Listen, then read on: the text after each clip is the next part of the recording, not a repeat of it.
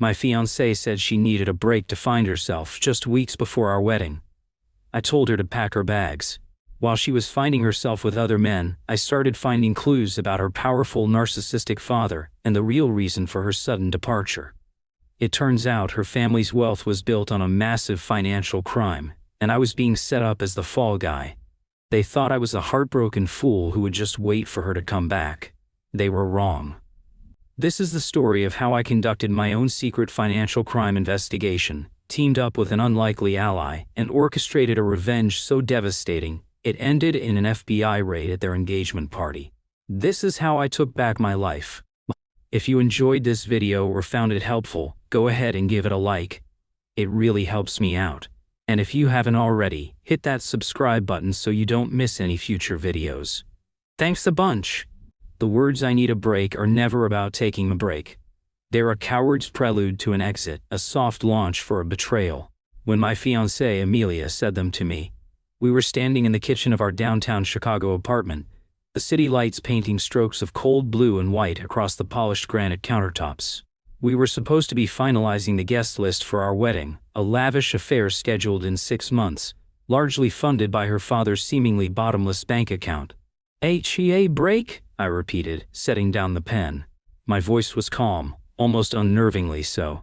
I'm a risk analyst for a boutique investment firm. My entire career is built on staying level-headed while markets are in free fall. My own life imploding felt manageable. Just some space, you know," she said, her voice a delicate, practiced quiver. She wouldn't look at me, focusing instead on a fleck of something on the stainless steel fridge. To make sure this is what I really want. I just feel lost. Amelia was a masterpiece of curated fragility. She had this way of making her anxieties seem like profound existential crises that required everyone around her to stop what they were doing and manage her emotions. Her father, Julian Davenport, a real estate mogul with a reputation for corporate savagery and a smile that never quite reached his eyes, had coddled this fragility his entire life. He'd created a world where Amelia's whims were catered to, her feelings were paramount, and consequences were for other people. For 3 years, I had navigated this world. I loved her, or at least I loved the woman I thought she could be, underneath the layers of privilege and learned helplessness. But in that moment, hearing those 5 little words, something in me snapped clean. It wasn't my heart. It was my patience. "Okay," I said. She finally looked at me, her brow furrowed in confusion. This wasn't the reaction she'd anticipated. She was braced for pleading, for tears, for a dramatic scene where I would profess my undying love and promise to do anything to make her stay. "Okay," she echoed. "Oh yeah. If you need a break, you should take one," I said, walking over to the hall closet and pulling out an empty suitcase. I rolled it over to her and set it on the floor. "This is my apartment. The lease is in my name. You'll need to pack your things. You can stay with your parents or a friend, but you can't stay here." The look on her face was a spectacular collision of shock and wounded pride. I had broken the cardinal rule of her world. I had failed to center her feelings. You're kicking me out?" she stammered, as if I just suggested something barbaric. "I'm giving you the space you asked for," I corrected her. "A break means we're not together, and if we're not together, we don't live together. It's that simple." The trauma bond, I've since learned, is a funny thing. For years I had subconsciously walked on eggshells around her moods, constantly adjusting my own behavior to keep her happy, to keep the peace. The cognitive dissonance of loving someone who constantly made you feel responsible for their happiness was exhausting.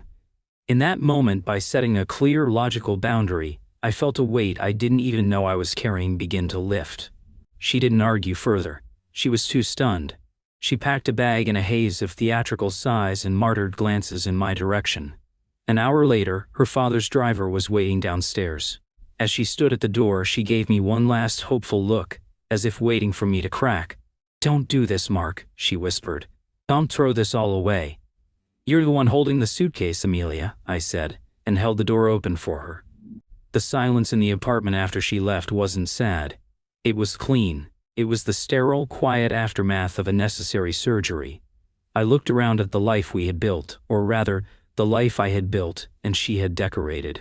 My career was solid. I was on track to make partner at my firm before I was 35. I was disciplined, focused. Amelia had been my one major deviation from logic, an emotional investment in a volatile asset. And the asset had just defaulted. I didn't feel heartbroken, I felt analytical. The timing was the variable that didn't compute.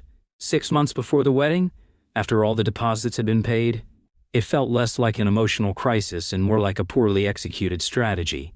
But a strategy for what? The first clue arrived a week later. My best friend, Ben, a journalist who covers the city's financial beat, called me. "Hey man, tough news about you and Amelia," he said. "But listen, something weird is happening with her old man." "Jan, cheer anything? What do you mean, weird?" I asked, my analyst brain kicking into gear. "I'm hearing whispers the financing is shaky. A couple of his primary backers have been spooked by something.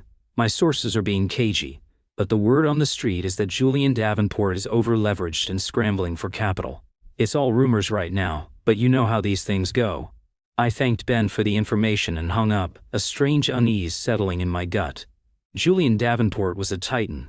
The idea that he was in financial trouble seemed preposterous. He radiated wealth and untouchable power. His entire persona was built on the myth of his own infallibility. But rumors in our world often started as whispers before they became headlines. I tried to put it out of my mind. It wasn't my problem. I was focused on disentangling myself. I boxed up Amelia's remaining things: designer clothes, expensive skincare, a small library of self-help books she'd never finished, and put them in storage. I started the process of canceling wedding vendors, a series of awkward phone calls that left me feeling more annoyed than sad. Then, about 2 weeks after she left, I got an email that changed everything. It was from a law firm, a notification regarding a joint investment account that Julian had set up for Amelia and me as an engagement gift. It was a formality, he'd said at the time, a way to get our portfolio started as a couple. I hadn't thought much of it. It was his money, and he had his own team managing it. I just had to sign the paperwork. The email was a standard quarterly update, but it contained a prospectus for a new private investment vehicle. It was a blind pool fund, seeking to raise capital for distressed real estate assets. The fund manager was a shell corporation I'd never heard of, North Star Holdings, LLC. What caught my eye, what made the hairs on the back of my neck stand up, was my name. I was listed not just as an investor, but as a managing partner of the LLC. My blood ran cold. I never signed anything that made me a managing partner. I would have remembered. I was a risk analyst. I read every word of every document I signed. I spent the rest of the night digging. I used my firm's resources to run a deep dive on North Star Holdings. It was a ghost. A Delaware corporation registered a month ago with no public footprint. But a blind pool fund raising capital for distressed assets. At the exact same time, Julian Davenport was rumored to be in trouble with his own distressed asset. The Vantage Tower? It wasn't a coincidence. It was a contingency plan. He was trying to raise money through a secret, off-the-books fund to bail out his failing project. And he had put my name on it as a managing partner. If the fund went south, if it was found to be fraudulent in any way, the liability wouldn't just be on him. It would be on me. Suddenly, Amelia's break made a horrifying kind of sense. It wasn't about her finding herself. It was about creating distance. If a financial crime investigation were to be launched, what would look better for her? A devoted fiancée standing by her man, or a confused innocent girl who had taken a break from her troubled partner right before everything imploded? They weren't just breaking up with me. They were building an alibi. They were setting me up to be the fall guy. The sheer, breathtaking arrogance of it was stunning. The gaslighting was so profound, they were trying to gaslight the entire federal financial regulatory system. They thought I was just some heartbroken fool, too busy mourning my lost love to pay attention to the fine print. They had severely, catastrophically underestimated me. For a moment, pure, cold fury washed over me. The desire to call a lawyer, to call the CC, was overwhelming. But I reined it in. A public accusation now would just lead to denials. It would be my word against Julian Davenport's. He would bury me in legal fees and smear my name across the city. He would paint me as a disgruntled, vindictive ex-fiancé. No, a direct assault was what he would expect. I needed a different strategy. He fought with a sledgehammer. I would fight with a scalpel. I wasn't just going to defend myself. I was going to dismantle him. I was going to conduct my own quiet, secret financial crime investigation. I started with the signature. The document listing me as a managing partner had my signature on it. A perfect, digital replica. I pulled up the original investment account paperwork I had signed a year ago. The signature was identical, too identical, a digital copy-paste. It was a forgery, but a sophisticated one. Now I needed to find the money trail. Where was the capital for North Star Holdings coming from? Who was desperate or foolish enough to invest in a ghost fund managed by a man they'd never heard of? Me. This is where my own break became useful. Without Amelia in my life, I had time. I started spending my evenings not moping, but working. I used every legal tool and every bit of back-channel access my job afforded me. I traced routing numbers, cross-referenced incorporation documents, and built a web of connections that looked like a madman's conspiracy board. The trail led me to a series of smaller private wealth management firms, all of whom had one thing in common: they catered to a clientele of wealthy, older European investors. These were people with old money, people who valued discretion above all else, people who were less likely to do deep diligence if a trusted name brought them a deal, but whose name, Julian's name, wasn't on anything. And that's when I found her. The common link, the person who was the primary contact for all these firms, a woman named Sophia Moreau. She was a partner at a Geneva-based private bank, a woman with a reputation for being brilliant, ruthless, and intensely private. According to her professional bio, she specialized in alternative investments for a select international clientele. On a hunch, I did a different kind of search. Not a financial one, but a social one. I searched for her name alongside Julian Davenport's. And I found it. A single photo from a charity gala in Monaco, dated 5 years ago. Julian and Sophia Moreau, standing a little too close, a champagne flute in her hand, his hand on the small of her back. The caption was innocuous, but the look in their eyes wasn't. It was the look of a shared secret.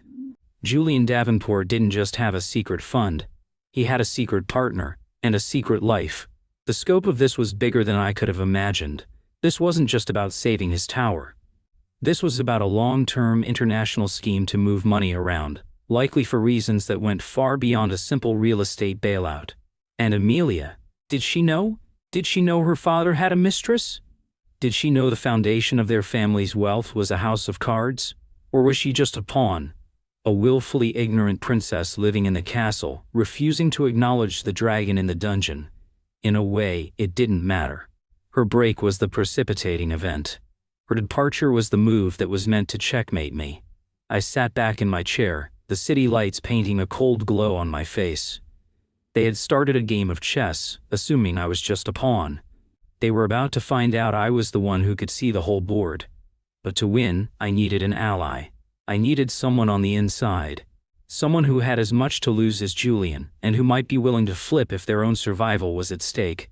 I needed to get to Sophia Moreau, and I had a crazy idea of how to do it. I wasn't going to expose a crime. I was going to propose one. I was going to use my position as the managing partner of North Star Holdings to my advantage. I booked a one-way ticket to Geneva. My apathetic heartbreak over my fiancée was about to become the most convincing cover story in the world. 2 weeks later, I was sitting in a ridiculously opulent office overlooking Lake Geneva.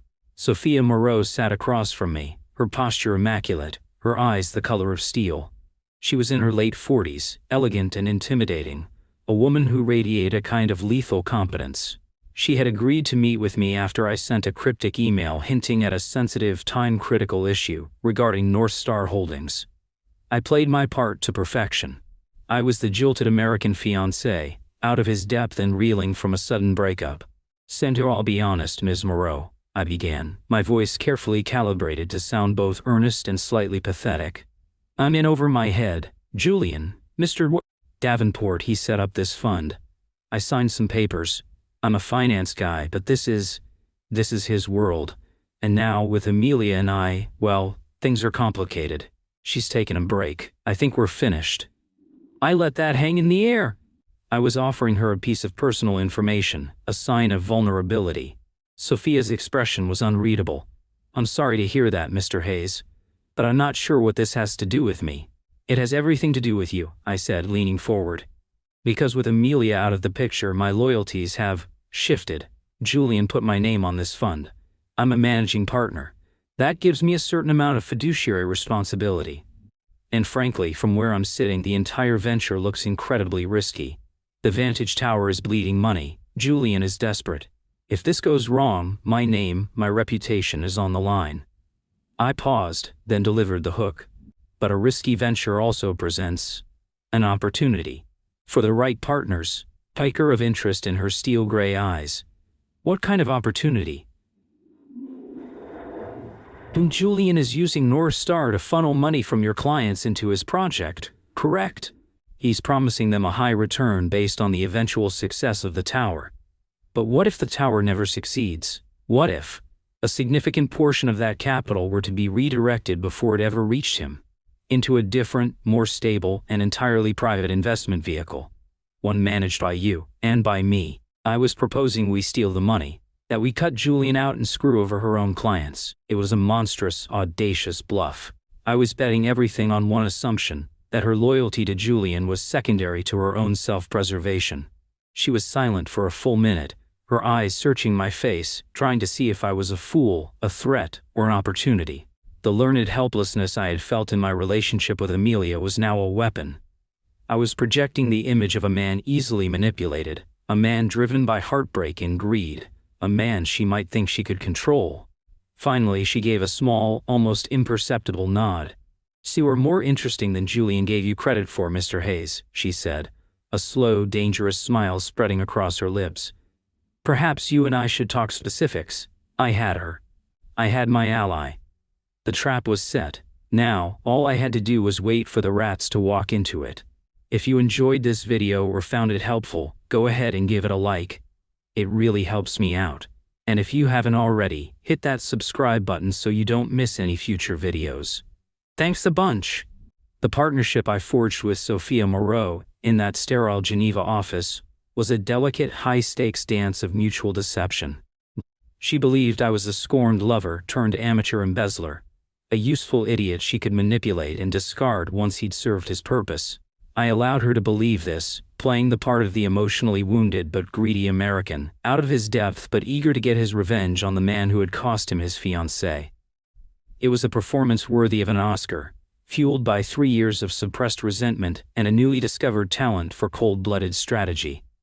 Our plan, as we devised it over a series of encrypted emails and brief sterile phone calls, was as simple as it was brutal. We would allow Julian to continue raising capital for North Star Holdings through Sophia's network. The money would be wired to the fund's primary account in the Cayman Islands, an account for which I, as the managing partner, was a signatory. Then, at a pre-arranged moment, just before the capital was scheduled to be transferred to the accounts for the Vantage Tower project, I would divert the entire sum, nearly $80 million, to a new, secure account controlled solely by Sophia. We would drain the fund, leaving Julian with nothing but angry investors and a half-finished debt-ridden skyscraper. I would get a finder's fee of a few million, and she would keep the rest, disappearing into the opaque world of Swiss private banking. Of course, I had no intention of letting her keep a cent. My endgame wasn't profit. It was annihilation. While Sophia worked her end, I returned to Chicago and continued my own covert operation. I needed more than just a financial trail. I needed to understand the human element, the rot at the core of the Davenport family. And for that, I needed to get inside their walls. This led me to the most unlikely of allies, Amelia's former personal assistant, a young woman named Sarah. Sarah had been unceremoniously fired by Julian about a month before Amelia's break, supposedly for a minor clerical error. I had always liked Sarah. She was sharp, efficient, and had a quiet resilience that was rare in the Davenport's orbit of sycophants. I suspected her firing was less about an error, and more about the fact that she knew too much. I found her working at a coffee shop downtown, looking stressed and underemployed. I sat down at her table and put a cashier's check for $10,000 on it. "I'm not asking you to do anything illegal, Sarah," I said. "I'm just asking you to tell me what you know about Julian, about his business, about why you were really fired." It took some convincing, but the money and her own simmering resentment eventually won her over. She told me everything. She had stumbled upon emails between Julian and Sophia, discussing not just North Star Holdings, but but a pattern of similar bailout funds stretching back years. Julian, it turned out, was a serial gambler in the high-stakes world of commercial real estate. He would over-leverage himself on a speculative project, and when it teetered on the brink of collapse, he and Sophia would create a secret fund to quietly raise capital from her unsuspecting client's side, using the money to prop up his failing venture. The Vantage Tower wasn't his first crisis, it was just his biggest. Sarah's firing offense? She had accidentally seen a draft of the North Star Holdings partnership agreement, with my forged signature already on it, weeks before I had ever been told the fund existed. She had asked Amelia about it, confused, and Amelia had brushed it off. 2 days later, Sarah was fired. Amelia knew, Sarah told me, her voice shaking with anger. She knew he was setting you up. She wasn't an innocent pawn, Mark. She was part of it. The break, the whole thing. It was their escape plan. This was the final piece of the puzzle. The last vestige of pity I had for Amelia curdled into contempt. Her learned helplessness wasn't a condition, it was a tactic. She used her fragility as a shield, feigning ignorance while being fully complicit in her father's crimes. She was every bit the narcissist he was, just with better PR. With Sarah's testimony, which I recorded, and the digital evidence I had gathered, my case was becoming ironclad. I compiled everything into a meticulously organized encrypted file, a digital insurance policy. Meanwhile, in the public sphere, I maintained my charade. I was the heartbroken ex-fiancée. I let my work suffer. I looked tired and distracted in meetings. I let Ben, my journalist friend, write a small, sympathetic piece in his column about the breakup of one of the city's power couples. Quoting an anonymous source, me, who said I was devastated but wished Amelia all the best. This was crucial. Julian and Sophia needed to believe I was a non-threat, a man consumed by personal grief, not financial intrigue. The whispers about Amelia's post-break life only helped my cause. She was seen at parties, on dates with a string of wealthy, vapid men. It was a performance of finding herself that was so transparently about finding a replacement A-list partner that it only reinforced the narrative that our breakup was a simple, if dramatic, affair of the heart. Every Instagram story of her laughing with a new man was another nail in her family's coffin. She thought she was demonstrating her freedom. In reality, she was just confirming her character for a jury that hadn't yet been convened.